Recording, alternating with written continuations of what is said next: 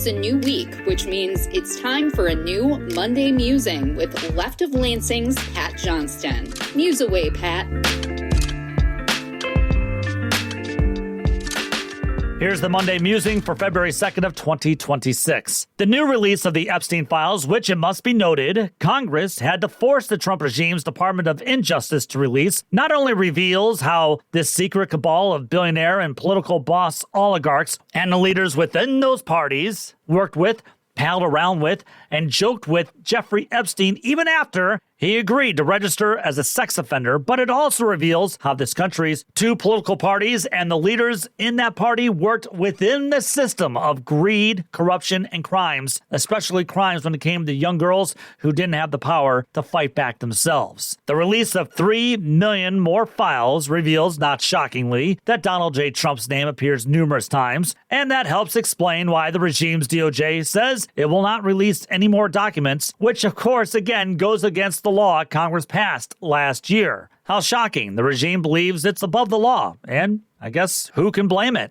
However, as CNN reports, the files unveiled a number of allegations made against Trump by some Epstein victims. Now, of course, the regime denies dear leader ever did anything wrong, and there have been no charges against him regarding his friendship with Epstein, which ended months before Epstein agreed to a plea deal in Florida, where he'd register as a sex offender back in 2008. Now, more on that in just a second. I have to say, though, that we have an adjudicated sexual abuser in the White House. We have him on tape, reveling in the fact that he can grab women by their privates and can get away with it. Now, if I were, say, a Democratic Party leader, I'd say perhaps we should be calling on further investigations into these Epstein allegations, since there's already a pattern of sexual crimes or sexual criminal history found in a court of law when it comes to Donald Trump. Now, getting back to that 2008 date. So anyone working with Epstein understood damn well that he registered as a sex offender, and yet so many powerful billionaire and political boss oligarchs continued to deal with him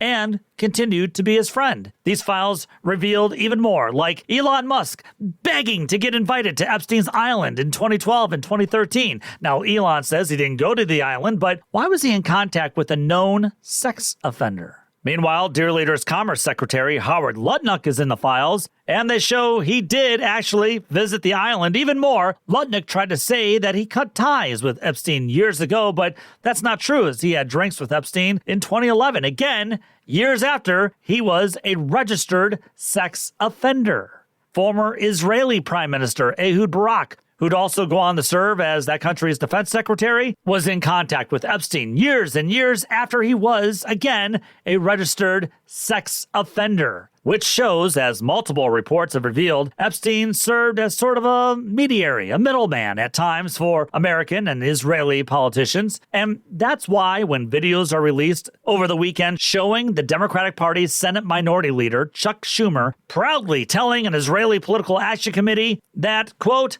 "I have many jobs as leader, and one is to fight to aid Israel and all the aid that Israel needs." Well, then we start to gather more information on why there was so much covering up going on when it came to Jeffrey Epstein. Now, Schumer made that statement even though a strong majority of Democratic and independent voters oppose sending additional funding for that right-wing genocidal government. It doesn't matter, though. The Epstein Files reveal for all of us to see how this billionaire and political cabal works underground with zero concerns for the working class and zero concerns of ever being held accountable. What's worse, though, is how these people from the untouchable class acted as if they really were untouchable, since they didn't care they were dealing with a registered sex offender who'd already been convicted of solicitation of prostitution with a minor under the age of 18. They didn't care.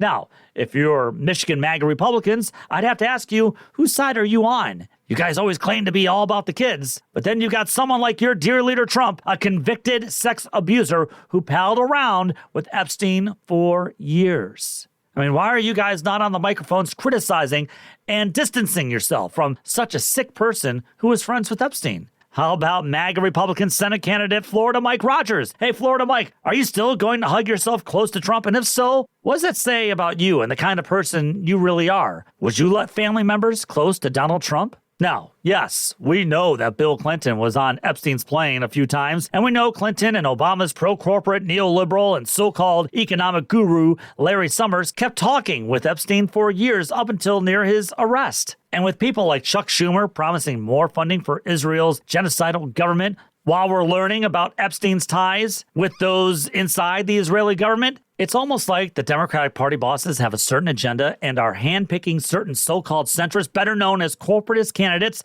to please those within this billionaire and political party boss cabal that we're learning more and more about in these Epstein files. And then, wait, why is the music playing? I'm in the zone here. All right, fine. I'll have more to say on this week's episode of Michigan's premier progressive podcast on Thursday. leftoflansing@gmail.com is the best way to reach me. Subscribe to the podcast and also subscribe to Left of Lansing on YouTube. Don't forget to follow me on Twitter, the Gram, and Facebook. Take the battle to them.